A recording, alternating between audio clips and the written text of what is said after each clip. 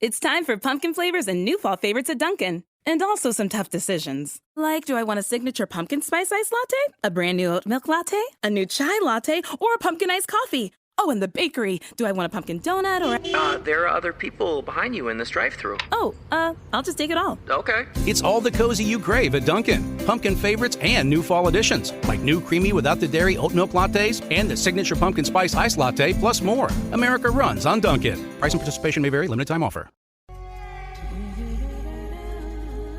The Cricket Badger Podcast IPL Daily, in association with Moonrise Cricket, Indian Premier League 2020 13th edition. Every day, every game, every spill, every thrill, every triumph, all the way to the IPL trophy.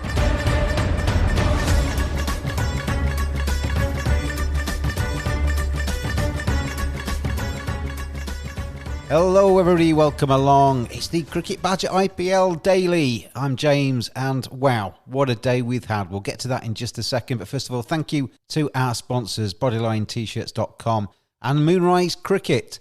But honestly, if you say to me that you don't like T20 cricket, then I will just point you towards today, because we've seen two rip-snorter of games and they have been absolutely cracking. They've been saying that chasing's difficult. Well, we've seen two successful chases. RCB getting home with 2 balls to spare. It looked impossible. Then AB de Villiers, I love that man. Bang, bang, bang, bang, bang. And all of a sudden, RCB across the line take the points against the Rajasthan Royals. And then we've just seen an absolutely barnstorming finish from Delhi Capitals. Shikhar Dhawan with an unbeaten century, but it was Axar Patel. Came in, it looked impossible. He just went bang, bang, bang. Thank you, ma'am. And the points for Delhi Capitals. Chennai Super Kings struggling again. Where do we start with this one? We'll start with the first game. Anand, RCB. ABD, all of the letters I can throw at you. It was fantastic stuff. Absolutely amazing stuff. And ABD is just, I'm not sure whether there is a better batsman in T20 than ABD. Sure, there are certainly folks who could do the same that he does. Maybe Buttler does some of that. I think Rohit, if he gets going, can do some of that. And also KL Rahul. But ABD is just unique, isn't he? How well did he marshal that? When Kohli and Padikkal got out, I was watching the match on my phone and it looked like, okay, well, ABD is going to have to conjure up a miracle. And it sure looked like it, right? Then they need about 100 runs after the 10th over. Just amazing stuff by the man. Absolutely fantastic. I just love watching him play. If I ever win the lottery, I'm going to hire AB de Villiers to just play in my kitchen for the day and just watch him. Sit there with a cup of coffee and just watch him all day long, because it is just mesmeric. He just has every single shot in the book and then he adds some to that. It's just fantastic. Neil, looking at that game from a Rajasthan perspective, I heard Steve Smith talking about it later, saying that he thought that they got enough at halfway with the total that they stuck on the board, 177 for 6. The controversy, I guess, was the 19th over, wasn't it? Everybody was expecting him to bowl Jofra Archer. He opted for an undercat instead, and it went horribly wrong for him. Yeah, it was a very tough call, because I understand what Steve Smith was trying to do. The leg side was the long boundary in the 19th, and I thought, going to have to get an over out of Jada Vanatkat. This might be the one which goes a bit cheaper. But if Jofra had bowled that over and he'd gone for, even if he'd gone for 10, it would have given Vanatkat a lot more to play with. He'd have had 25 runs for the last over. AB and Gurkurat, who couldn't hit the ball off the square at times, they'd have had to go for crazy shots even if they weren't on. And you could have picked up 1 or 2 wickets there. So personally, I think it's the wrong choice, even though I understand why Steve Smith was doing it. Rito, regardless of the tactics that Steve Smith employed there, sometimes you just have to take your hat off and say, whoever bowled at him, AB de Villiers would probably got across the line there. He's just that sort of player, isn't he? Yes, we can be probably critical of Steve Smith's captaincy. Probably you should have bowled Jofra Archer in the 19th. You bowl your best bowler in the 19th. But whoever bowls at over, when ABD is in that kind of a mode, probably he's going to go the journey, regardless of whoever bowls it. And whenever he is in that kind of mode, he is a treat to watch, really. Absolutely fantastic, wasn't it? RCB take their 6th win of the competition. They're on 12 points now and level on points with Mumbai Indians, who have played a game less. Delhi Capitals, who we'll talk about in just a second, have gone back top of the table on 14 points from their 9 games. And there's a little bit of a gap between the top 3, the 3 that throughout this podcast, really, that we've been saying have been the impressive 3, KKR, SRH are on 8 points and 4 points adrift of RCB. So they're starting to get a little bit of a gulf between them, Anand, aren't we? We're starting to see the table take shape now. Definitely is. It looks like the top three look good. Between MI and DC, they look very close to just about making the playoffs. And then if you add an RCB with the win today, they look pretty good. So really, who out of the bottom five is going to make it? And it looks like they're all jostling each other because SRH hasn't looked good in the last couple of matches. Neither has KKR. CSK just lost. And Kings 11 Punjab, which is at the last spot, just won the last match. So I'm curious to see what happens. It feels like there's 5 teams jostling around for that one spot. Just one last word, Neil, on the RCB win. Chris Morris has made a massive difference to them, hasn't he, since he's come back in? He took 4 wickets today. He's been regularly taking wickets in the 3 games he's played. And he just adds something for Virat Kohli there, doesn't he? He's already got 2 good spinners. He's got a decent attack anyway, but Chris Morris is delivering for him. Definitely. He's added both discipline and penetration. And we look back at it now, but that 20th over for Rajasthan went for 6 runs. That could quite easily be the difference. He managed to take out Smith. He took a wicket off the last ball. And when it comes to such fine margins, being able to do that under pressure is huge. The bowling's always been a problem for RCB, and Chris Morris in this form may be solving that part. Cricket's a game played with balls. You've got to look after them in the field. Badgers are furry creatures. And my friends at Manscaped.com help you make sure it's neat and tidy down there. Oh, get rid of all that excess fur. Make sure that you're neat and tidy. Make sure everything's in the right order. Oh, feeling all good now down in my set. Oh, Manscaped.com. Maximum skin-safe performance, compact design, advanced engineering, ceramic blade, waterproof.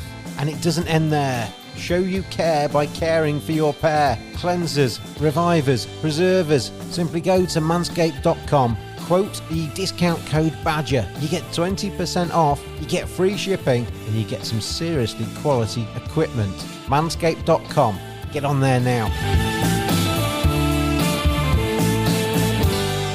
Let's have a look then at the second game of the day that we've just seen completed. Chennai Super Kings making 179 for 4 in their 20 overs. Delhi Capitals 185 for 5. And it was a tale of 2 batsmen really there. 101 not out for Shikhar Dhawan, his first century in IPL cricket. Regardless, he scored more runs than any other opener now in IPL, but that's his first ton. Akshar Patel coming in at the death, 21 from 5 deliveries, 3 sixes in the final over from Ravindra Jadeja, and seeing Delhi Capitals to another victory in the tournament. Rito, it looked as if there was just a little moment, wasn't there, about 2 overs out where it looked like it might have just slipped away from Delhi Capitals, but Akshar Patel just took away any worries that a very worried Ricky Ponting's face was having. Yes, that's another vast loss for CSK, really, I thought. With the bat, I thought they're finally starting to act together. But in the field, they dropped catches. They dropped Dhawan, 3-4 times. And then with 2 overs left, they needed 21 DC. And then Sam Curran bowled a gem of a 19th over. Then again, I have a bit of sympathy for CSK and MSC probably that Bravo was injured. That's why his hands were tired and he had to bowl Jadeja the 20th over. That's where they got it wrong a bit. The fact that DC won that game and denied CSK the points in the end, you're our KKR fan rep on this podcast, and I think KKR are playing quite ropey cricket at the moment because everybody else is losing. They're staying in that 4th position, aren't they? Yeah, that makes the way easier, I think, to the playoffs now. In my mind, I'm now thinking that probably only 4 teams are competing for 1 position now. But with KKR with 4 wins of 8 matches, that makes their position a bit better. KXIP got a big game tomorrow against Mumbai Indians. If they win that and move to 6 points, then it really is in the mix for that 4th place. But Mumbai Indians, the way they're playing, you wouldn't necessarily think that's a given. But looking at the game, Anand, that we've just seen finish, Shikhar Dhawan, I wrote in my preview for this game that I thought that he was looking good. I actually tipped him to be the leading batsman for Delhi Capitals. I didn't quite expect him to be quite as good as he was in the end. 101 from 58 deliveries, 14 fours and a 6. He was just in complete control. I know he was dropped early on, but he was in complete control, wasn't he, for most of that inning? He certainly was. It felt like he was finding the gaps at will. Now, like you mentioned earlier, he was dropped quite a few times. I think there was about 4 different drops. And certainly there were a couple of easy ones to Chahar and Raidu. You would think that they would have picked that up. But the Dhoni catch, I thought, was the one that was, with the gloves on, you'd have expected him to take that, wouldn't you? Absolutely. I think it was just a little late on getting down there, but maybe we give him a little allowance for maybe some of the age creeping up with Dhoni, but that certainly wasn't the greatest performance fielding. But you got to give a lot of credit to Dhawan, don't you? He's usually, in his previous iterations of IPL, he's been a good batsman, a good opening batsman. Never seems to get to the 100 because he's not as explosive as some of the others. But today he certainly showed that off. Was seemingly striking all over the ground, finding the gaps, and really kudos to him to get it done because it seemed to be his batting really took them over the board there. Neil, entering that final over, they needed 17 to win. Sam Curran had just bowled a really tasty over in the 19th to, I think, only concede, was it 3 runs and a wide in that over, which really restricted Delhi Capitals. Axar Patel comes to the crease, and that final over goes 1 wide. Then Dhawan gets a 1, and you're thinking, oh, that's done it now. Dhawan's off strike, and the new batsman's on strike. He goes 6-6, 2-6, thanks very much, walks off, and he's got the 2 points in his back pocket. That was some hitting under pressure, wasn't it? Yeah, Axar's been very good for a number of years now in all 3 disciplines within the game. I think he's played for India a few times as well. He's an excellent fielder on the boundary and a very good late order hitter as well. I thought that Dhawan and Axar did get dealt a good hand with Bravo's injury, meaning that they had a left arm spinner spinning the ball into them. So there's a question whether maybe Khan Sharma would have been better if he could use a few googlies to take it away and retain an air of mystery. But there's nothing taking away from how cleanly Axar hit those 6s. They were bouncing off the roof. They were pretty wonderful to watch. It's tactics, though, again, wasn't it? CSK decided to go with an extra batsman and lived to regret that really right at the end there, didn't they? If they had an extra bowler, maybe it would have all been different. Moonrise is a sports engagement website to allow sports fans to learn from the very best. Get a personal video message recorded for a fan's special occasion. Have a professional cricketer as your next coach by getting video feedback or having a 30-minute conversation with some of the world's best players. Players such as Jimmy Neesham, Colin Munro, Tammy Beaumont, Danny Wyatt, Monty Panesar. Visit moonrisesports.com or go to Moonrise Sports on Facebook, Instagram and Twitter. Moonrise Cricket, let's play.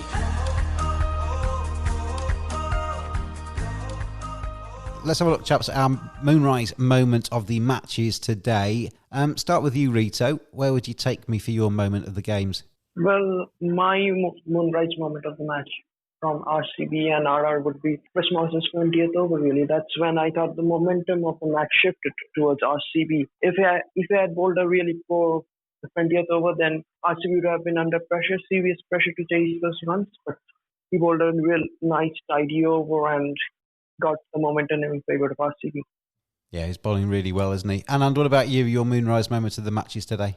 So for me, the Moonrise moment of the match was that 19th over bowled by Onadkat.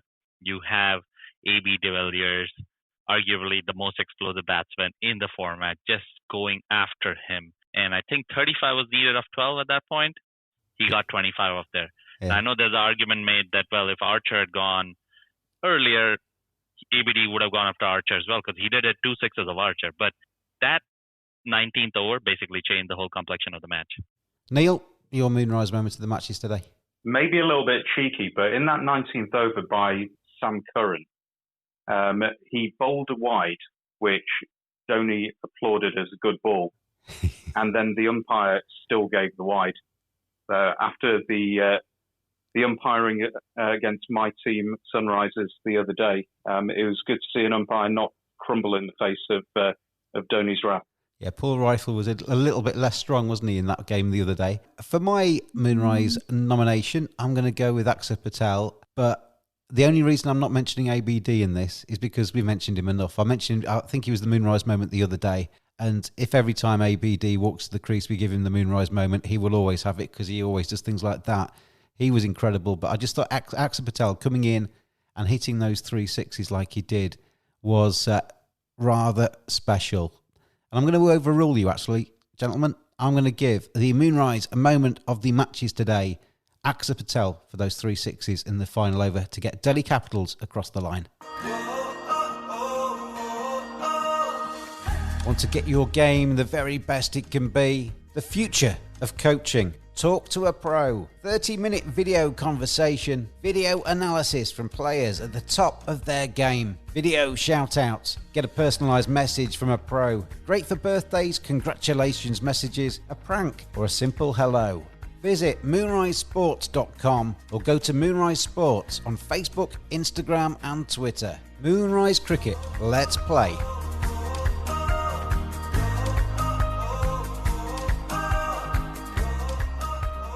Right then, let's have a look ahead to Sunday. And if Sunday's anything like Saturday, I'm not sure if I can cope, to be honest, because it's been rather exciting today. But we start off with Sunrisers Hyderabad against KKR. Rito, KKR, as we've just said, really need the points in this one. You're our KKR fan. How do you see this one? Do you think Sunrisers are there for the taking?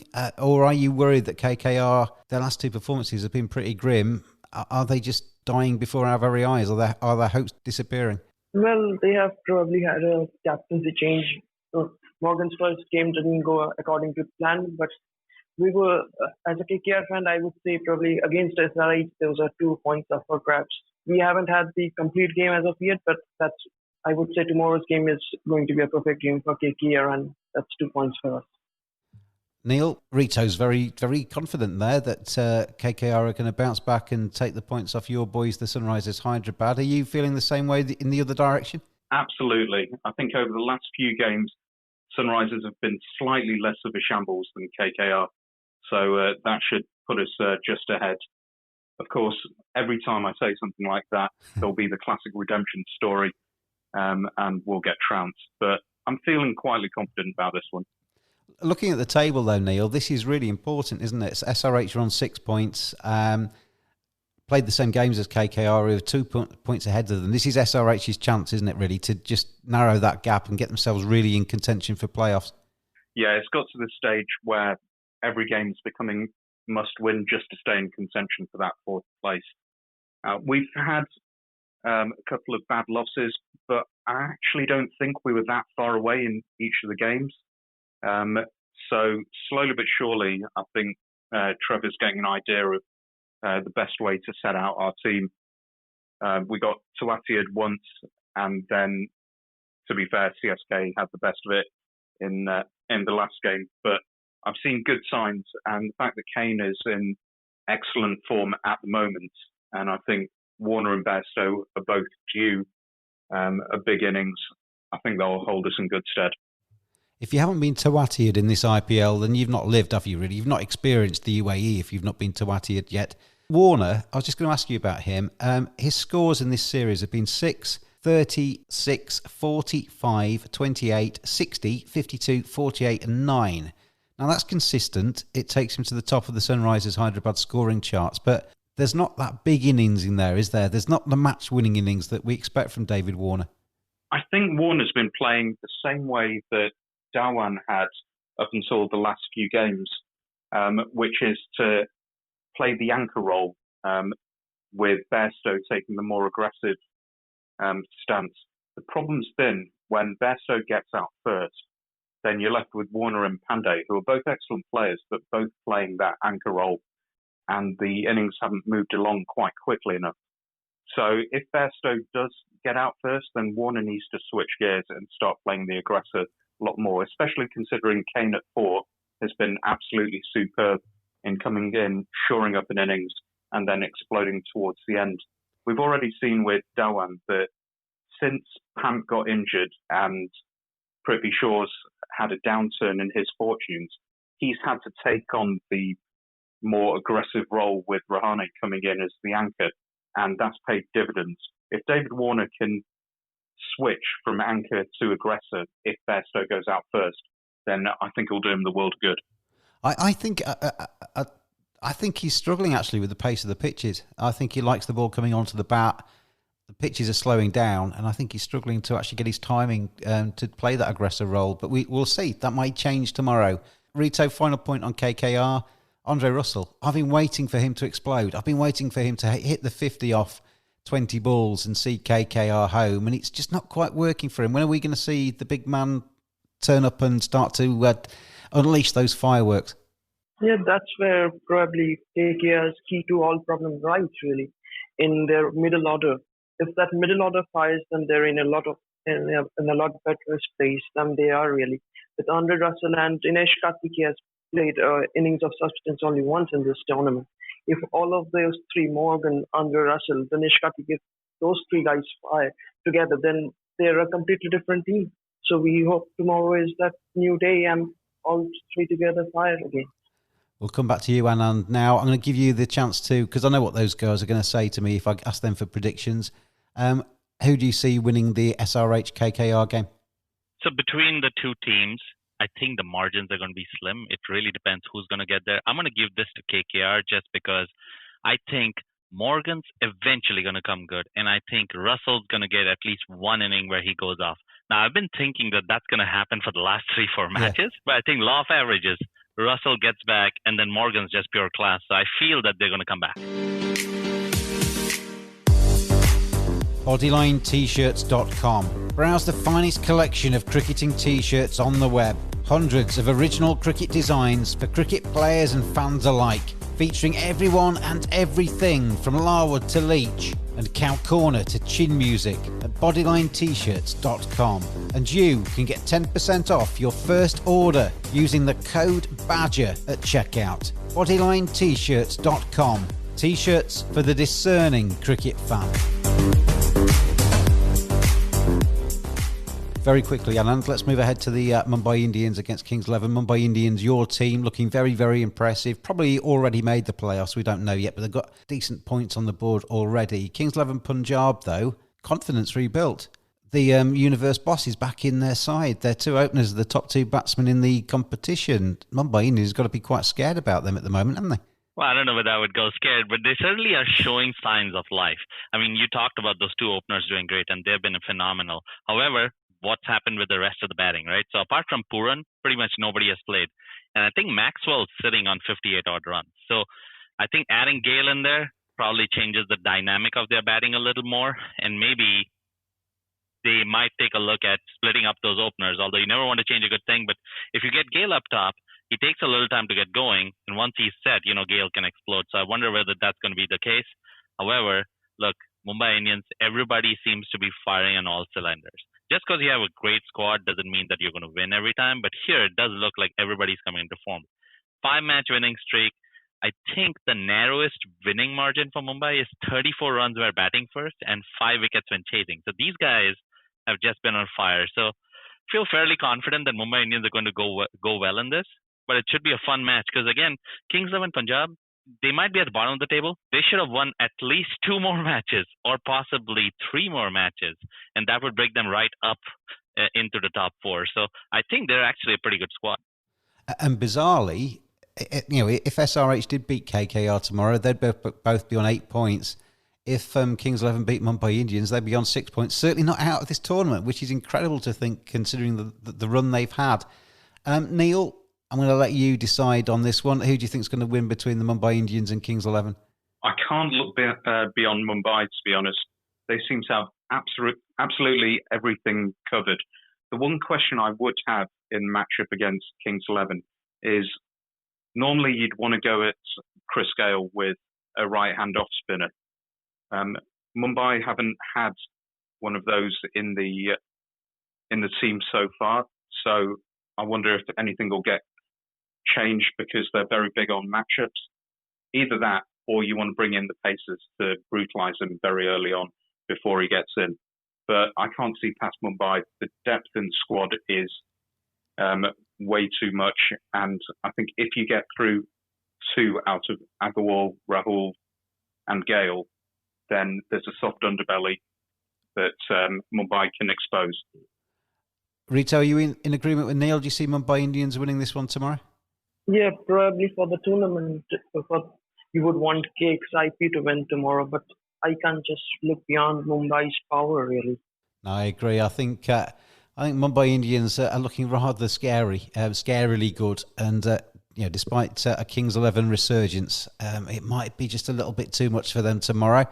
Gentlemen, it's been an absolute pleasure having all three of you on the show today. Thank you very much for joining me. Cheers, James. Thanks, guys. Let's hope for a good one tomorrow. Thanks, James. As always, a fantastic discussion, and great job, Neil and Rito. A pleasure, gentlemen. Thank you very much indeed for listening as well. The Daily Podcast, as the name suggests, will be back every single day as we go through to the final on November the 10th. Thanks to Bodyline TShirts.com and Moonrise Cricket for sponsoring the IPL Daily Podcast. I've been James, and I'll see you tomorrow. Thanks for listening. Join us every day throughout IPL 2020. Follow us on Twitter at cricket_badger. Join in the fun. We'll see you again tomorrow.